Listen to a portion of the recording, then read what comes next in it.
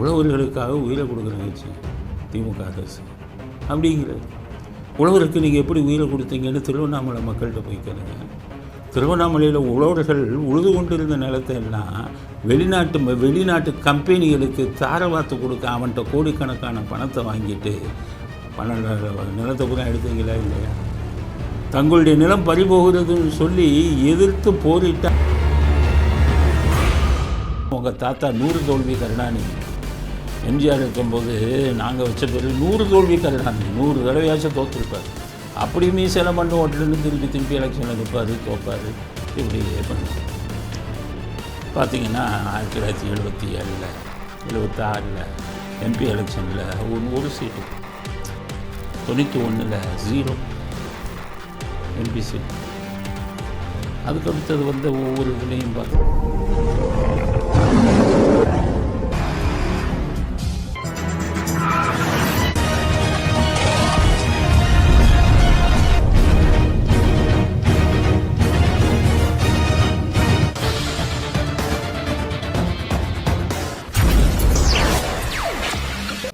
வணக்கம். இன்றைய அரசியல் ஆடுகளம் என்ன சொல்கிறது, என்ன செய்திகள் அப்படிங்கிறத பார்ப்போம். முதல் செய்தி, உங்கள் அனைவருக்கும் இதயம் கனிந்த பொங்கல் நல்வாழ்த்துக்கள். பொங்கல் நாளை பிறக்கிறது. இந்த திருட்டு கூட்டம் வந்துடுவாங்க. தீபாவளி அப்போ தான் வரமாட்டாங்க இந்த திருட்டு கூட்டம். பொங்கல்னால் வந்துடுவாங்க. பொங்கல் வாழ்த்து சொல்லணும் அப்படி வாழ்த்து சொல்கிறாங்க. சொல்லிட்டு போக வேண்டியதுதான், நல்லபடியாக வாழ்த்து சொல்ல வேண்டியதுதான். இந்த திருட்டு கூட்டத்துக்கு வாழ்த்தும் திருட்டுத்தனமாக சொல்கிறாங்க. அதாவது கோபம் வர்ற மாதிரி சொல்கிறாங்க. என்னென்னா எல்லோருக்கும் பொங்கல் வாழ்த்துக்கள்னால் முடிஞ்சு போச்சு. லட்சக்கணக்கான வாழ்த்தில் அதை நம்ம ஒரு வாழ்த்தாக வச்சுக்கலாம்.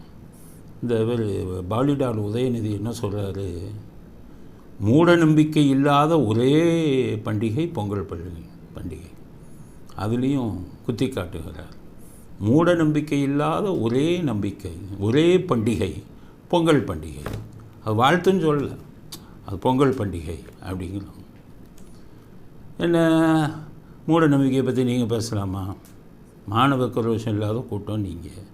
பிராமணர்களை இதாகிடுச்சுன்னு சொல்லி பிராமணர்களை ரகசியமாக கூட்டிகிட்டு வந்து அவங்க காலை தொட்டு தண்ணியை வச்சு கழுவுன கூட்டம் நீங்கள். அதை வெளியில் ரகசியத்தை சொன்னவரை தூக்கி ஜெயிலில் போட்டு 15 நாள் அழக்கழிச்ச ஆளுங்க நீங்கள் மூட நம்பிக்கையை பற்றி பேசுகிறீங்களா உதயநிதி? அதனால தான் ஏன் பாலிடால்னு சொன்னேன்னா, நீங்கள் பண்டிகைகளை கேலி பண்ணிங்கன்னா உங்களை கேலி பண்ணுறதில்ல, தப்பு இல்லை. அதனால தான் பாலிடால் உதயநிதி அப்படின்னு சொன்னேன். பாலிடால்னா என்னென்னு கேட்குறீங்களா? ஒரு நாளைக்கு பேசுவோம், பெரிய கதை இருக்குது, அதை பற்றி பேசுவோம். இப்போ இப்படி வாழ்த்து சொல்லிட்டார். மூட நம்பிக்கை அப்படின்னா என்ன அர்த்தம்னா, அவர் சொல்கிறது நீங்கள்லாம் புரிஞ்சுக்கணும். மூட நம்பிக்கை இல்லாதன்னா என்ன அர்த்தம்னா, தீபாவளி மூட நம்பிக்கையாம்.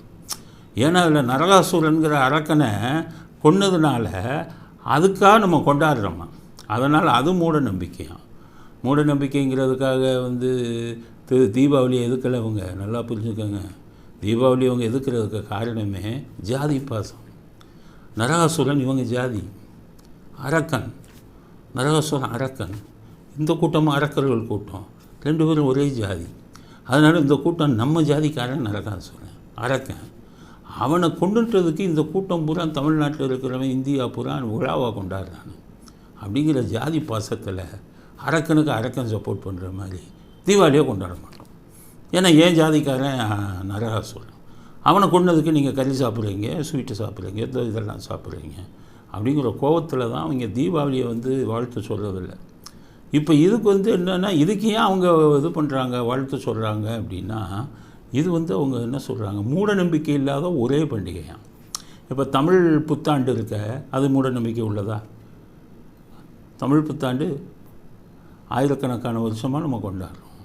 அதை ஏன் அவங்க தாத்தா கொண்டு போய் மாற்றினார்? அதில் என்ன மூட நம்பிக்கை இருக்குது? இது விதண்டாவாதம். ஏதாச்சும் நம்ம ஒன்று சொன்னால் அவங்க ஒன்று சொல்லுது.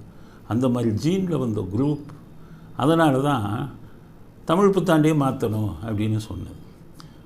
அதனால இப்போ முடிச்சுட்டு என்ன சொல்கிறாங்கன்னு கேட்டிங்கன்னா, பொங்கலை 2-3 வகையாக, அப்பா ஒரு வகை, பையன் ஒரு வகை. பொங்கலை சமத்துவ பொங்கலாம். உங்களை தான் நீங்கள்லாம் தனி மதம்ப்பா, நீங்கள்லாம் நாஸ்திகர்கள் மதம், உங்களுக்கு இந்து மதத்தில் வேலை இல்லை, இந்து மதத்தில் எதையும் நீங்கள் தொடக்கூடாது. கிறிஸ்தவ மதம், முஸ்லீம் மதம் எதையும் நீங்கள் தொடக்கூடாது. நீங்கள் தனி மதம், அரக்கர்கள் மதம். நீங்கள் என்ன எங்களுக்கு வந்துக்கிட்டு சமத்துவ பொங்கல் கொண்டாடுற மூஞ்சியை பாருங்களேன். என்னென்னா ஒரு இந்து பெண்ணு, ஒரு முஸ்லீம் பெண்ணு, ஒரு கிறிஸ்தவ பெண்ணை வச்சுக்கிட்டு அப்பாவும் பையனும் சமத்துவ பொங்கல் கொண்டாடுறேன்.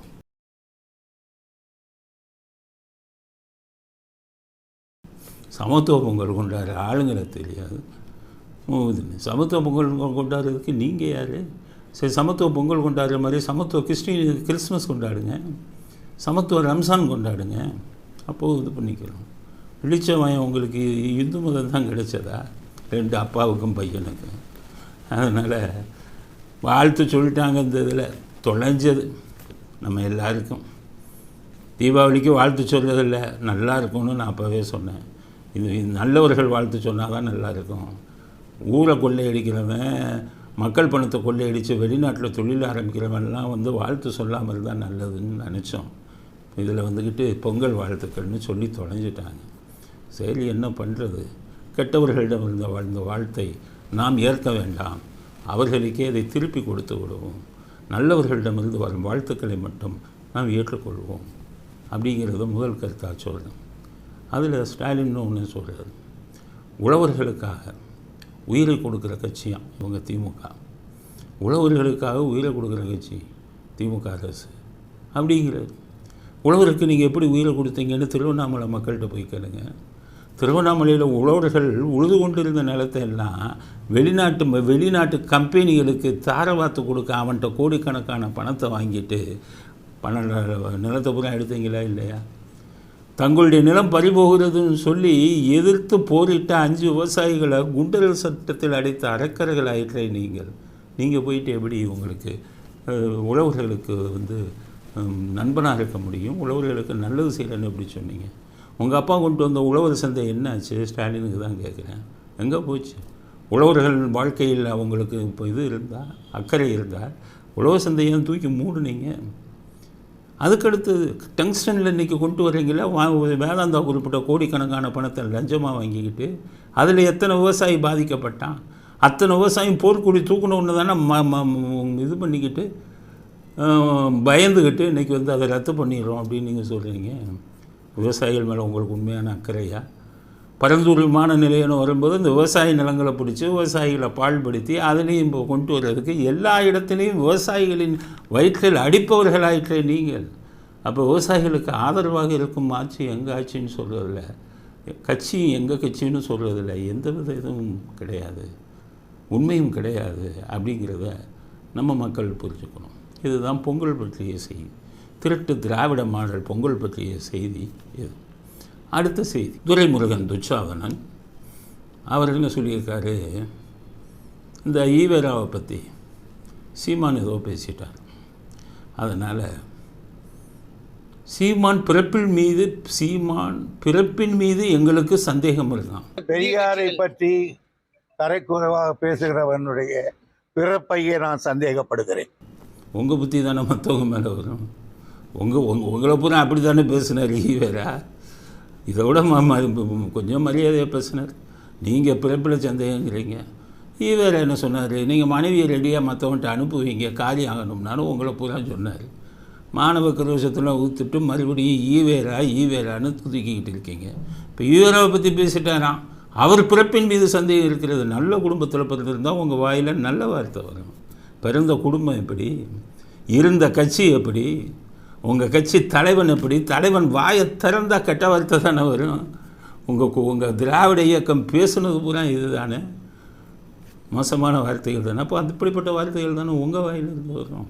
அதுதான் சரி. இவ்வளவு பேசுகிறீங்களே, ஈவேரான உயிரை கொடுக்குறீங்களே. உங்கள் தலைவர் இருக்கார், உங்களை துரைன்னு கூப்பிடுவார் ஒரு தலைவர். அவர் ஈவேராவை பற்றி என்ன சொன்னார், ஈவேராவை தேசிய பாதுகாப்பு சட்டத்தில் கைது செய்யணும்னு சொன்னவர் இல்லை உங்கள் தலைவர். அதுக்கு என்ன பதில் சொல்றீங்க துரைமுருகன்? ஈவேராவை தேசிய பாதுகாப்பு சட்டத்தில் கைது பண்ணணும்னு சொன்னாரா இல்லையா? என்ன நடந்தது?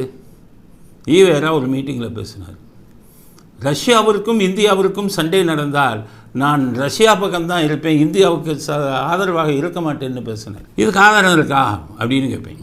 உங்கள் கருணாநிதி குண்டர்கள் சட்டத்தை அழைக்க சொன்னார் ஈவேராவை. இப்போ குண்டர்கள் சட்டம், அப்போ தேசிய பாதுகாப்பு சட்டம், அதில் கைது பண்ணுன்னார். எங்கே பேசினார்? சட்டசபையில் பேசினார். சட்டசபையில் எப்போ பேசினார்? 16/3/1966 பேசினார். ஆதாரம் கேட்குறீங்களா? கருணாநிதியின் சட்டசபை உரைகள் அப்படின்னு புக்ஸும் வெளியிட்டிருக்காரு உங்கள் தலைவர், 3 பாகமாக. அதில் 3வது பாகத்தில் 57வது பக்கத்தில் உங்கள் கருணாநிதி ஈவேராவை தேசிய பாதுகாப்பு சட்டத்தில் ஏன் கைது செய்யவில்லை, இதே கருத்தை நாங்கள் பேசியிருந்தால், இல்லை ஊடகங்கள் பேசியிருந்தால் தேசிய பாதுகாப்பு சட்டத்தில் கைது பண்ணுவீங்கல்ல அப்படின்னு கேட்டார். அப்போ உங்கள் ஈவேராவை கூண்டாசுல பிடிச்சி உள்ளே போட்டு சொன்னது உங்கள் கருணாநிதி. ஆனால் இன்றைக்கி பேசுனா யோகிங்க மாதிரி ஈவேராவை பேசாதங்கிறீங்க. சரி, வருவோம். உங்கள் அண்ணாதுரைக்கும் உங்கள் ஈவேராவுக்கும் எப்படி முட்டுக்குச்சுன்னு சொல்லி அதை பேசுவோமா? உங்கள் அண்ணாதுரை என்ன சொன்னாருன்னு. உங்கள் அண்ணாதுரை ஈவேரா பக்கம் போய் சேர்ந்தார். அண்ணாதுரைக்கு ஒரு பாட்டி இருந்தாங்க. அவங்க என்ன சொன்னாங்கன்னா, இந்த ஈவேராங்கிறவன் பிள்ளை பிடிக்கிறவன்ப்பா, என் பேரனை பிடிச்சிட்டு போயிட்டான்னு அண்ணாவை பிடிச்சி போனதுக்கு அண்ணாவுடைய தப்பே அந்த பாட்டி சொன்னாங்க. ஈவேராவை பிள்ளை பிடிக்கிற பாலுன்னு என் பேரனை பிடிச்சிட்டு போயிட்டான் அப்படின்னு. அதுக்கு எப்படி துச்சாதன துறைமுறை அண்ணாதுரை அவங்க பாட்டியை பற்றி ஏதாச்சும் திட்டுங்க. அவங்க அப்படி பேசுனாங்கல்ல. உங்கள் தலைவர் குண்டர்கள் சட்டத்தில் அடைக்க சொன்னார், அவர் இதை பற்றி ஏதாச்சும் சொல்லுங்கள். அவங்க பிறப்பை பற்றி ஏதாச்சும் பேசுங்க. அடுத்து உங்கள் அண்ணாதுரை என்ன சொன்னார்னு கேட்போம். உங்கள் அண்ணாதுரை ஈவேராவோட சிஷியராக இருந்தார். அப்போ ஈவேரா என்ன பண்ணார், இன்னமே நம்ம எல்லாம் கருப்பு சட்டை அணியணும்னார். அப்போ அண்ணாதுரை என்ன சொன்னார், ஈவேராவை எதிர்த்து கருப்பு சட்டையில் எனக்கு உடன்பாடு இல்லை, வெள்ளை சட்டை வெள்ளை வேஷ்டி அணிவோன்னார். இவரை வெங்காயம் சொன்னால் கேலியான்னார். அதோடு சரின்னு இது பண்ணிவிட்டு அண்ணாதுரையும் கருப்பு சட்டையை அணிய ஆரம்பித்தார். அப்போவே அண்ணாதுரைக்கும் ஈவேராவுக்கும் முட்டிக்கிச்சு. அதுக்கடுத்தது முட்டல் எப்போ வந்தது அப்படின்னு பார்த்தீங்கன்னா, ஈவேரா சாமி சிலையை உடைச்சார். அண்ணாதுரை சொன்னார், தேங்காயை உடைப்பதை நான் வேண்டுமானால் எதிர்ப்பேன், ஆனால் சாமி சிலைகளை உடைப்பதில் எனக்கு உடன்பாடு இல்லைன்னு.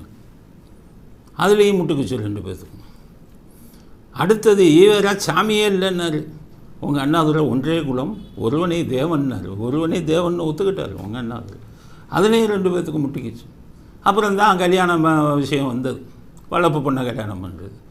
அண்ணாதுரை சொன்னார், இல்லை வளர்ப்பு பண்ண நீங்கள் பண்ணக்கூடாது. அவர் சொன்னார், வெங்காயங்களை என் சொத்து பூரம் திருடிட்டு போகலான்னு பார்க்குறீங்க, நான் வேறு வாரிசு கொண்டு வர போகிறேன் அப்படின்னு சொல்லி கல்யாணம் பண்ணார். மூச்சு உள்ள இந்த கூட்டம். அப்போ வெளியில் 1949 கட்சி ஆரம்பித்து அவர் வெங்காயங்களாக போடான்னு துரத்துனார். ஆனால் அண்ணாதுரை என்ன பண்ணார், இது புதிய கட்சி 1949. அதுக்கப்புறம் அதுக்கு முன்னாடி ஒன்று சொல்ல மறந்துட்டேன். இந்த 2 பேர்த்துக்கும் சண்டை வந்ததை சாமி சிலையை உடைக்கிறது தேங்காயை உடைக்கிறதுன்னு அண்ணாதுரைக்கும் இருக்கும். அப்போ ஒரு மாநாடு நடந்தது தீக்காவில். மாநாடுக்கு அண்ணாதுரை வரலை. பத்திரிகை நிருபர் போய் கேட்டாங்க, மைக்கை பிடிச்சி, ஈவேரா என்ன உங்கள் அண்ணாதுரை வரலை? அதுக்கு என்ன பதில் சொன்னார் தெரியுமா? அப்போ பிரபலமாக இருந்த ஒரு கர்நாடக பாடகி, அவங்க பேர் சொல்லி அவன் வரலன்னு கேட்குறீங்க, அப்புறம் அந்த பாடகையும் வரலன்னு கேட்பீங்களான்னு பேசினார். அப்படின்னா அந்த பாடகைக்கு அண்ணாதுரைக்கும் தொடர்பு இருக்கிறதா ஓப்பனாக அந்த பாடகி பேர் சொல்லியே பேசினார். இப்படி இருந்தது இவர்கள் உறவு. ஆனால் வெக்கம் கொஞ்சம் கூட இல்லாமல் 1949 கட்சி ஆரம்பிக்கும் போது இந்த கூட்டம் தலைவர் பதவியை உங்களுக்காக நாங்கள் காலியாக வச்சுருக்கோம், நான் வெறும் பொதுச் செயலாளர் தான், நீங்கள் எப்போ வந்தாலும் தலைவராக ஏற்றுக்கிறோன்னு ஈவேராவை ஏமாற்றி கட்சி ஆரம்பித்தான். ஈவேராட்ட கேட்டாங்க, என்ன தலைவர் இந்த வெங்காய பேருக்கிட்ட எல்லாம் போய் நான் தலைவராக இருப்பேன் அப்படின்ட்டு. இப்படி ஈவேராவுக்கு அண்ணாதுரைக்கும் அவ்வளோ மோதல். அப்புறம்தான் இங்கே குண்டர்கள் சட்டத்தில், அதாவது தேசிய பாதுகாப்பு சட்டத்தில் ஈவேராவை கைது செய் என்று சொன்னவர் கருணாநிதி. இன்றைக்கி எல்லாம் நீலி கண்ணீர் வடிக்கிறாங்க. கேட்டால் எங்கள் தலைவருங்கிறாங்க. அவரை பற்றி பேசினா பிறப்பில் சந்தேகம் அப்படின்னு சொல்கிறாங்க. இதே சீமான் உங்கள் பிறப்பில் சந்தேகம்னு சொன்னால் உங்களுக்கு இப்போ ஒத்துக்குவீங்களா? அது துச்சாதனுக்கு தான் கேட்குறேன். அதனால் நாவை அடக்கி பேசுங்கள். துச்சாதனன் துரைமுருகனுக்கு சொல்கிறேன், ஜெயிலுக்கு போகிற காலம் நெருங்கிக்கிட்டு இருக்குது. அப்பப்போ இப்போ ஆஸ்பத்திரியில் போய் படுக்கிறீங்க, இனி திகார் ஜெயிலில் போய் படுக்க வேண்டிய காலமெல்லாம் நெருங்கி கொண்டு இருக்கிறது உங்களுக்கு. நாவடக்கம் தேவை. யாராக இருந்தால் ஒரு மனிதனை பார்த்து அப்படியா பேசுவது? அப்படின்னா நீங்கள் யோகியர்களாக இருந்தால் பரவாயில்ல, நீங்களும் அதே கேட்டகரி தானே. உங்கள் கதைகள் பூரா இப்படி வந்த கதைகள் தானே. அதனால் துரைமுருகனுக்கு நாவடக்கம் தேவை என்ற செய்தியையும் பதிவு செய்ய விரும்புகிறேன். அடுத்தது சின்ன பையன் உதயநிதி. இந்த தடவை ஈரோடு கிழக்கில் தேர்தல் வைக்கிறாங்க. அதிமுக நிற்க மாட்டேன்ட்டாங்க. எல்லாருமே இப்போ பிஜேபியும் நிற்க மாட்டேன்ட்டாங்க. எல்லோரும் நிற்க மாட்டேன்ட்டாங்க. உடனே சின்ன பையன் உதயநிதி என்ன பேசுகிறாப்புல, 10 தோல்வி பழனிசாமி. அப்படியே ஈரோடு கிழக்கு இடைத்தேர்தல், அதில் நாம் போட்டி போட போகிறோம். நம்ம போட்டி போட போகிறோம்னு சொன்னோடனே அதிமுக விலகிட்டாங்க. ஏன்னா தெரியும் கண்டிப்பாக நிச்சயமாக தோல்வி அவங்களுக்கு உறுதி செய்யப்பட்ட ஒன்றுன்னு. இது வரைக்கும் 10 தோல்வி பழனிசாமி. நம்முடைய தலைவர் அவர்கள் தலைவராக பொறுப்பேற்ற பிறகு சந்தித்த அனைத்து தேர்தலையும் வெற்றி. திரு எடப்பாடி பழனிசாமி அவர்கள் சந்தித்த அனைத்து தேர்தலிலும் தோல்வி. அதனால தான் நம்ம தலைவர் அவர்கள் சொன்னார்கள் 10 தோல்வி பழனிசாமி அப்படின்னு. இப்போ ஈரோடு கிழக்கு தேர்தல் முடிஞ்சுன்னா அது 10 தோல்வி பழனிசாமி இல்லை. சட்டமன்ற தேர்தலில் நிச்சயம் 11 தோல்வி பழனிசாமி ஆக போகிறார். எடப்பாடிக்கு அவர் பேர் வச்சிருக்கார் 10 தோல்வி பழனிசாமியா. ஏன்னா தொடர்ந்து 10 இதில் தோத்துட்டார். இவங்க அப்பா தொடர்ந்து 10 இதில் ஜெயிச்சிட்டார். உங்கள் அப்பா எப்படி ஜெயித்தார்? ஓட்டுக்கு 4000 ரூபா கொடுத்து ஜெயித்தார். உங்கள் அப்பா எப்படி ஜெயித்தார்? கள்ள ஓட்டாக போட்டார். உங்கள் அப்பா எப்படி ஜெயித்தார்? 9 கட்சியை கூட்டணியில் கூட வச்சுக்கிட்டார். இவ்வளோ வேலையும் பண்ணி கள்ள ஓட்டு போட்டு தில்லுமுள்ளு பண்ணி உங்கள் தாத்தா பண்ணுற மாதிரி பண்ணி ஜெயித்தார். அது பெருமையாக சொல்லிக்கிறார். இவர் 10 தோல்வி பழனிசாமி. ஈரோடு எலெக்ஷனில் இவர் என்ன ஜெயிக்க மாட்டார்னு சொல்லி வேணும் முடியாதுன்ட்டார். அதனால் இன்னமே அவர் 11வது தோல்வி பழனிசாமி, 11 தோல்வி பழனிசாமின்னு நாங்கள் கூப்பிடுவோம். எவ்வளவு ஆணவம், எவ்வளவு அகம்பாவம். என்னமோ யோகியர்கள் மாதிரி நேரடியாக நேர்மையாக எலெக்ஷனை ஜெயித்த மாதிரி சவால் வர்றீங்களா? உங்கள் தாத்தா கதை எடுக்கவா? இவர் 10 தோல்வி பழனிசாமினா உங்கள் தாத்தா 100 தோல்வி கருணாநிதி. எம்ஜிஆர் இருக்கும்போது நாங்கள் வச்ச பிறகு 100 தோல்வி கருணாநிதி. 100 தடவையாச்சும் தோற்றுருப்பார். அப்படி மீசெல்லாம் பண்ணு ஓட்டலன்னு திருப்பி எலெக்ஷனில் நிற்பார், தோப்பார், இப்படியே பண்ணுவார். பார்த்திங்கன்னா 1977 76 எம்பி எலெக்ஷனில் ஒரு சீட்டு, 91 0 எம்பி சீட்டு. அதுக்கு அடுத்தது ஒவ்வொரு இதுலேயும் பார்த்திங்கன்னா 96 மட்டும் தப்பிச்சார். அதுக்கப்புறம் இந்த காங்கிரஸ் இதெல்லாம் வரும்போது அப்போ தான் ஒரு 10 12ன்னு ஜெயிச்சார். 2017 மறுபடியும் முட்டை. அப்போ முட்டை கருணாநிதினு உங்கள் தாத்தாவுக்கு பேர் வைக்கலாமா? நிறைய இதில் முட்டை வாங்கினார். என்னமோ பெரிய உருகள் மாதிரி அடுத்தடுத்து ஜெயித்த மாதிரி. 1984 எம்ஜிஆர் உடல்நலம் இல்லாமல் இங்கேருந்து அமெரிக்காவில் இருந்து கொண்டே எலெக்ஷனில் நின்னார். உங்கள் தாத்தா ஓடிய போயிட்டாரே. 10 தோல்வி பழனிசாமி நீங்கள உங்கள் தாத்தா எலெக்ஷனில் நிற்க மாட்டேன்னு ஓடினாரே. ஈரோடு கிழக்கில் நிற்க மாட்டேன்னாங்களே. உங்கள் தாத்தா ஏன் 1984 எலெக்ஷன்லேயே நிற்க மாட்டேன்னு சொல்லி அதுக்கப்புறம் எம்எல்சி ஆகி அதுக்கு வந்தார். அப்புறம் அவர் உங்கள் தாத்தாவை இவர் 10 தோல்வி பழனிசாமின்னா உங்கள் தாத்தா 100 தோல்வி கருணாநிதிங்கிறத ஒத்துக்கொள்ளுங்கள். அதனால் இவருக்கும் சொல்கிறேன், துச்சாதனனுக்கும் நாவடக்கம் இருக்கிற மாதிரி பாலிடால் உதயநிதிக்கு சொல்கிறேன், உங்களுக்கும் நாவடக்கம் தேவை. மற்றவர்களை பற்றி பேசும்போது ஆணவத்துடன் பேசாதீர்கள். சீக்கிரம் நீங்கள் மண்ணை கவக்கூடிய காலம் நெருங்கி கொண்டிருக்கிறது அப்படிங்கிற கருத்தையும் பதிவு செய்யணும். அதுக்கடுத்தது ஸ்டாலின் கொஞ்ச நாளைக்கு முன்னாடி சொன்னார், 2 நாளைக்கு முன்னாடி என்ன சொன்னார்? அவங்க எல்லாருக்கும் தெரியும். அந்த சார் யார் அப்படிங்கிறதுக்கு உங்களிடம் ஆதாரம் இருந்தால் அதை போய் மூவர் இந்த குழுட்ட போய் கொடுங்க அப்படின்னு சொன்னார். இப்போ பொள்ளாச்சியை பற்றி ஒரு ஆதாரத்தை எடுத்துக்கொண்டு போய் இதே ஸ்டாலின் இவர் அப்பாவிட்ட போய் கொடுக்குறாரு. கோமாளி அப்பாவிட்ட போய் கொடுக்குறாரு. அப்பாவு யார்? பொள்ளாச்சியை பற்றி ஆதாரம் நீங்கள் யார்கிட்டையாச்சும் கொடுக்கணும்னா சிபிஐயில் போய் கொடுக்கணும். அப்பாவு யார்? அவரே பல கிரிமினல் குற்றங்களில் சம்மந்தப்பட்டவர், நில வகுப்பிலிருந்து எல்லாரும். அவர்கிட்ட போய் கொடுக்குறான். அவர் அதை வாங்கிக்கிட்டார். அந்த ஸ்டாலின் கொடுக்கான்னா உடலளவும் தெரியாது. வைகோ சொன்ன மாதிரி ஒன்றும் தெரியாது அவருக்கு. ஒரு மாவட்டத்துக்கு ஒரு பகுதி செயலாளருக்கு தெரிகிற விஷயம் கூட தெரியாது. அவர் போய் இப்போ இதை கொண்டு போய் பொள்ளாச்சி இதில் உள்ள ஆதாரங்களை எப்போ எஃப்ஐஆர் போட்டாங்க இப்படிங்கிற ஆதாரத்தை அங்கே போய் கொடுக்குறாரு. உடனே இந்த எடப்பாடி பழனிசாமி அவருக்காச்சும் கொஞ்சம் இது வேணாம், குற்றம் சம்மந்தப்பட்ட இதெல்லாம் சிபிஐயை தவிர இல்லை போலீஸை தவிர யார்ட்டையும் கொடுக்கக்கூடாது. கோமாளிகிட்ட போய் கொடுத்தீங்கன்னா உடனே 2 பேத்துக்கும் பஞ்சாயத்து வந்து அவரும் என்ன கொடுத்தார், பொள்ளாச்சி எப்போ எஃப்ஐஆர் போட்டிருக்குன்னு இவரும் என்னிடம் கொடுத்தார், முதலமைச்சர் சொன்னதற்குத்தான ஆதாரம் இருக்கிறது அப்படின்னு பஞ்சாயத்து பண்ணிக்கிட்டு கோமாளித்தனமாக 3 பேரும் கோமாளித்தனம் பண்ணிக்கிட்டு சட்டசபையில் உட்காந்துக்கிட்டு இருக்காங்க. சிபிஐ உங்கள் 3 பேரும் பிடிச்சி உள்ளே போகணும். நான் விளையாடுறீங்களா? எவ்வளோ பெரிய ஒரு குற்றம் வந்து பொள்ளாச்சி இதில். அதில் ஏதாச்சும் ஆதாரம் இருந்தால் கொடுக்க வேண்டிய இடத்துல இல்லை கொடுக்கணும். கோமாளி அப்பா விட்ட கொடுத்துட்டு உங்களுக்குள்ளேயே பேசிக்கிட்டு அதை வெறும் அறிக்கையாக வர விடுகிறாங்க. வெக்கக்கேடு. இவர்கிட்ட போய் கொடுக்க இவர்கள் யார்? இதை பற்றி பேசுவதற்கு அப்பாவு யார்? அப்பாவி. இப்படி போயிட்டு இருக்க கூத்தடிச்சுக்கிட்டு கோமாளித்தனம் பண்ணிக்கிட்டு இருக்காங்க தமிழ்நாட்டில் உள்ள அரசியல்வாதிகள். எடப்பாடிக்கும் நான் கண்டனம் தெரிவிக்கிறேன். அவங்களுக்கு தான் இது இல்லைன்னா நீங்கள் ஒரு 4 வருஷம் முதலமைச்சராக இருந்தாலும் இது அப்பா விட்டெல்லாம் போய் ஒரு குற்றம் சம்பந்தமான விளக்கங்களை கொடுக்கலாம். அது எஃப்ஐஆராக இருந்தானே எதாக இருந்தானே சிபிஐ விசாரிச்சுக்கிட்டு இருக்குது. அதில் எந்த தகவலும் இருந்தால் நீங்கள் அங்கே தானே போய் கொடுக்கணும். அப்படிங்கிற பார்த்துக்கங்க தமிழ்நாட்டு மக்கள். இப்படிப்பட்ட கோமாளி அரசியல்வாதிகளிடம் நாம் வாழ்ந்து கொண்டு இருக்கிறோம். நம்ம படித்த படிப்பு நம்ம எதுக்குமே மரியாதை இல்லை. நம்மளை ஆழ்வம் பூரா படிக்காதவன் முட்டாள் கோமாளி இப்படி இருந்தாங்கன்னா என்னபடி? எல்லா அரசியல்வாதிகளும் இப்படி இருந்தால் என்னது? என்ன பண்ணுறது? நம்ம விதியை நினைத்து நம்ம நொந்து கொள்ள வேண்டியது தான். ஆள்பவர்கள் கோமாளிகள், நம்மை அதிகாரம் செலுத்தும் அரசியல்வாதிகளும் கோமாளிகள் அப்படிங்கிற கருத்தையும் அடுத்த கருத்தாக பதிவு செய்ய விரும்புகிறோம். அடுத்து நேற்று வைகுண்ட ஏகாதசி பக்தர்கள் பூரா போய் குமிகிறாங்க. திருச்சியில் பெருமாள் கோயிலில்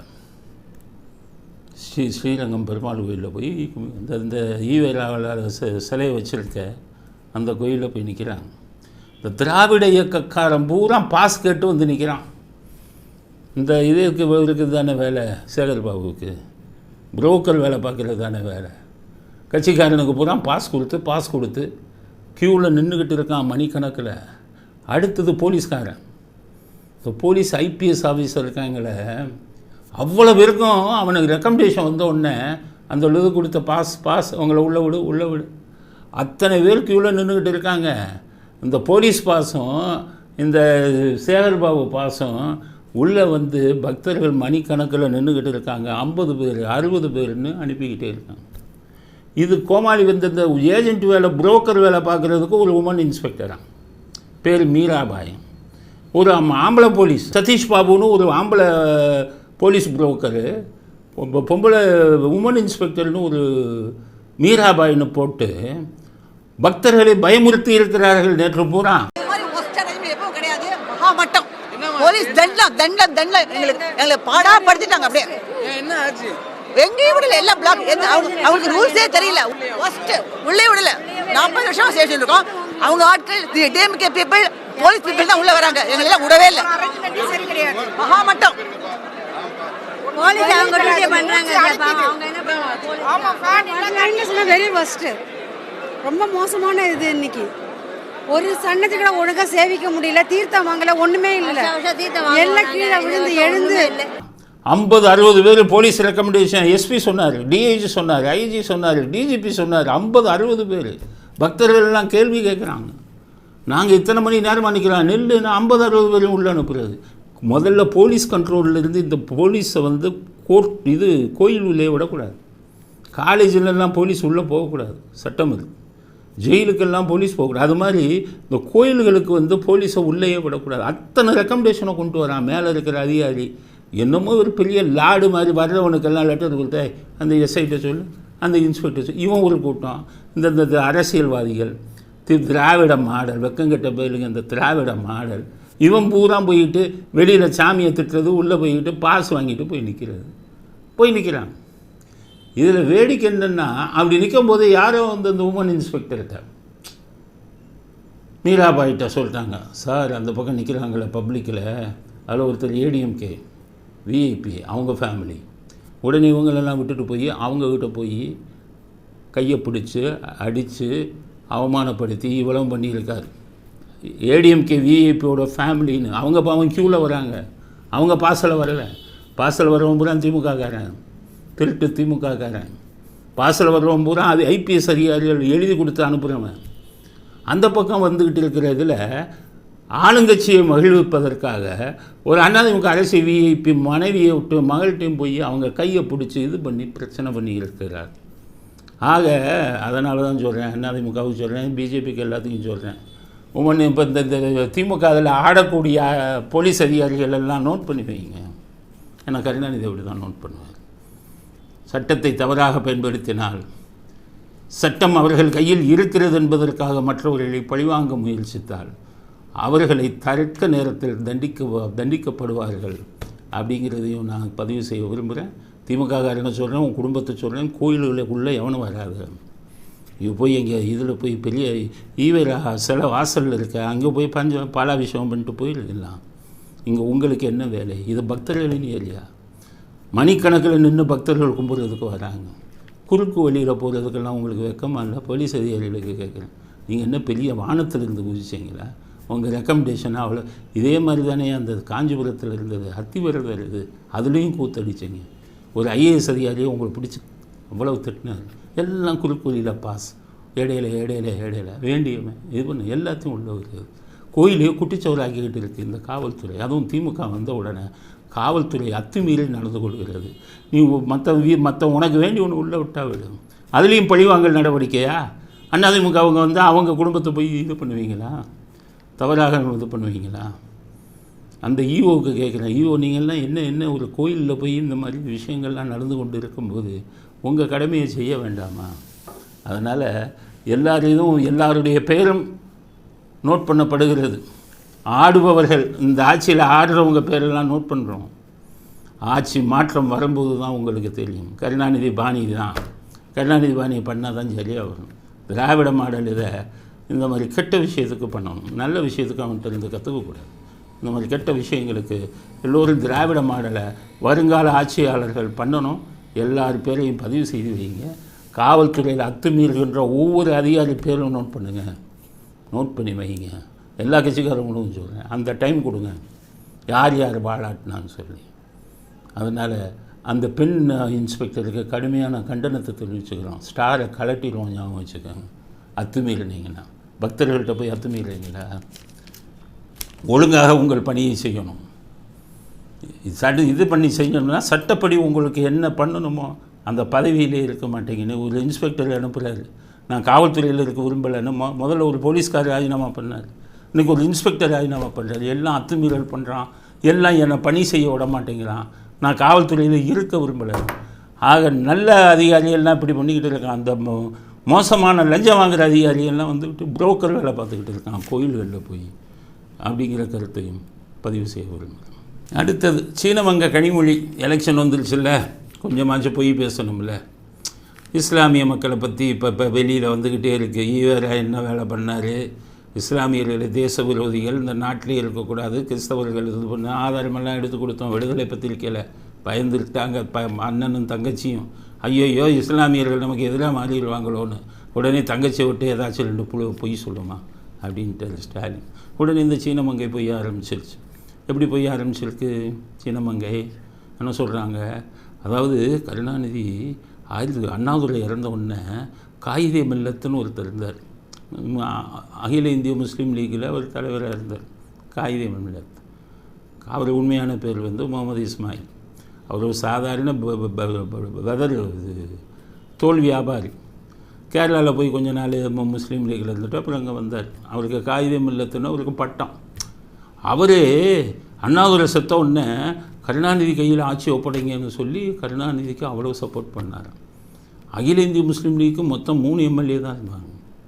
திமுக 137 எம்எல்ஏ இருந்தாங்க 1967. இந்த கனிமொழி அம்மா என்ன சொல்லுது, இந்த 3 எம்எல்ஏ வச்சுருந்த காயிதே மில்லத்து அவர் தான் வந்து அண்ணாவை இது கருணாநிதியை வச்சு முதலமைச்சர் ஆக்கணும்னு பண்ணாராம். ஏன்னா அந்த இஸ்லாமிய வாக்கு சுதாரிச்சுட்டாங்கன்னா. ஈவேரா அந்த பேச்சு பேசியிருக்கான், அந்த கூட்டம் ஈவேராவை சப்போர்ட் பண்ணுது. ஓட்டு போடக்கூடாதுன்னு முடிவு பண்ணிட்டாங்கன்னா அது கைஸ் வைக்கிறதுக்காக பண்ணிவிட்டு அப்புறம் செத்தாராம். அவர் 71-72 இறந்தார் காயிதே மில்லத் முகமது இஸ்மாயில். அவர் சாகும்போது கருணாநிதி அப்படியே கையை பிடிச்சிக்கிட்டு என்னுடைய இஸ்லாமிய மக்களை உங்ககிட்ட ஒப்படைக்கிறேன்னாராம். என்ன பூட்டு டூப்பு பாருங்க. அண்ணன் தான் அண்ட புழுகன் ஆகாச புழுகனா இருக்காருன்னா, தங்கச்சி அதை விட பெரிய புழுகராக இருக்கிறார். காயிதே மில்லத் வந்து எங்கள் முஸ்லீம் மக்களை உங்கள் கையில் ஒப்படைக்கிறேன்னாராங்க கருணாநிதிட்ட. அப்போ முஸ்லீம் மக்களை காக்கக்கூடியவராக இருந்தால் 1999 2004 வரை ஏன் பாஜகவில் போய் கூட்டணி சேர்ந்தார் உங்கள் அப்பா? கனிமொழி உங்கள்கிட்ட தான் கேட்குறேன். நாடகமா? அதனால் நாடகம் ரொம்ப நாளைக்கு போடாதீங்க. சும்மா உங்கள் இதெல்லாம் இஸ்லாமிய மக்கள் நம்ப மாட்டாங்க, புரிஞ்சுக்கிட்டாங்க அவங்க. ஈவேரா அப்படி சொல்லியிருக்காங்க, இந்த கூட்டம் பூரா ஈவேராவை சப்போர்ட் பண்ணிக்கிட்டு இருக்குன்ட்டு. அதனால் ஈவேராவை பேசினீங்கன்னா நீ ஓட்டு கட்டு, இஸ்லாமியர்களும் சரி, கிறிஸ்தவர்களும் சரி, இந்து மக்களும் சரி. அதனால் அதிலேருந்து காப்பாற்றிக்கணுங்கிறதுக்காக பச்சை பொய்யை சொல்லி கொண்டிருக்கிறார் கனிமொழி அப்படிங்கிற கருத்தையும் அடுத்த கருத்தாக பதிவு செய்ய விரும்பும். யாரோ எழுதி கொடுத்ததை வச்சு பேசுகிறார் கவர்னருங்கிறார். யார் இப்போ இந்த கருத்தை சொல்கிறார்? யோகியர், மிகப்பெரிய யோகியர் தான் சொல்கிறார். கவர்னர் யாரை எழுதி கொடுத்ததை வச்சுக்கிட்டு படிக்கிறாங்க. ஆனால் அந்த செல்வ பெருந்தகைங்கிற யோகியர் சொல்கிறார். ஊருக்கே தெரியும் உதயநிதி எழுதி கொடுத்ததை படிக்கிறாரு. உதயநிதி கொஞ்சம் கரெக்டாக படிக்கிறார். மற்றவங்க எழுதி கொடுத்ததை தப்பாக படிக்கிறாரு ஸ்டாலின். யாரோ எழுதி கொடுத்ததை படிக்கிறது தமிழ்நாட்டில் 2 பேர், அப்பாவும் பையனும், உதயநிதியும் ஸ்டாலின். அது எல்லாருக்கும் தெரியும். இவர் பியூனாக இருந்தார். இவர் போய் சொல்கிறாரு யாரோ எழுதி கொடுத்தது. இவருக்கே ஒழுங்காக பேச தெரியாது. எழுதி கொடுத்த பார்த்துட்டு தான் பேசணும். இவரே சொல்கிறார் கவர்னர் எழுதி கொடுத்தது. கவர்னர் நீங்களும் பியூனாக இருந்தாலுங்க, ஒரு கொலை கேஸில் மாட்டினாலுங்க, ஏற்கனவே கொலை கேஸு இருக்குது, காவல்துறையில் அதுக்கான ரெக்கார்டு அத்தனையும் இருக்குது. கொலை கேஸில் மாட்டினான்னு அதுக்கடுத்தது இந்த ஆம்ஸ்ட்ராங் கொலையில் எப்போ உள்ளே போயிருக்கணும். அவங்க குடும்பமே ஆதாரம் கையில் வச்சுருக்கோங்கிறாங்க. ஸ்டாலின் என்ற உத்தமர் உங்களை காப்பாற்றிக்கிட்டு இருக்காரு. ஸ்டாலின் நினச்சிருந்தாருன்னா உங்களை உள்ளே போயிடுச்சு ஜெயிலில் இருப்பீங்க. நானும் அப்படி இருந்துக்கிட்டு கவர்னரை போய் அவர் ஐபிஎஸ் படித்தாலே எழுதி படிப்பார். ஐயா உங்களை மாதிரி பியூன் வேலை பார்த்த உடனே எழுதி படிக்கணும். ஸ்டாலின் உங்களெலாம் டிகிரி அட்டம்ப்ட்டு, உதயநிதி டிகிரி அறவுரை, அவங்க வேணால் பார்த்து படிக்கலாம். ஐபிஎஸ் படித்து இத்தனை வருடம் போலீஸில் இருந்து ஒருத்தர் வந்து இதாக இருப்பாரா? பார்த்து படிப்பாரா? அதனால் செல்வ பெருந்தகை சொல்கிறேன், ஐஸ் வைக்கணும்னா ஸ்டாலினை எத்தனையோ வழி இருக்குது, அதில் வைங்க. கவர்னர் விஷயத்தை பேசாதீங்க. ஏன்னா நீங்கள்லாம் படிக்காத கூட்டம், அது படித்த கூட்டம். அவங்கள பற்றி பேசுகிறதுக்கு ஒருத்தருக்கு யோகியதை கிடையாது. உங்கள் கூட்டணி கட்சியிலையும் திமுகவிலையும் என்ற கருத்தையும் இறுதி கருத்தாக பதிவு செய்ய விரும்புகிறோம். இத்துடன் இன்றைய அரசியல் ஆடுகளம் நிறைவு பெறுகிறது. அடுத்த அரசியல் ஆடுகளம் வியாழக்கிழமை. செவ்வாய் புதன் 2 நாட்கள் விடுமுறை என்பதால் வியாழக்கிழமை வெளிவரும். வியாழக்கிழமை மீண்டும் உங்களை சந்திக்கிறோம். நன்றி, வணக்கம், ஜெய்ஹிந்த், பொங்கல் நல்வாழ்த்துக்கள்.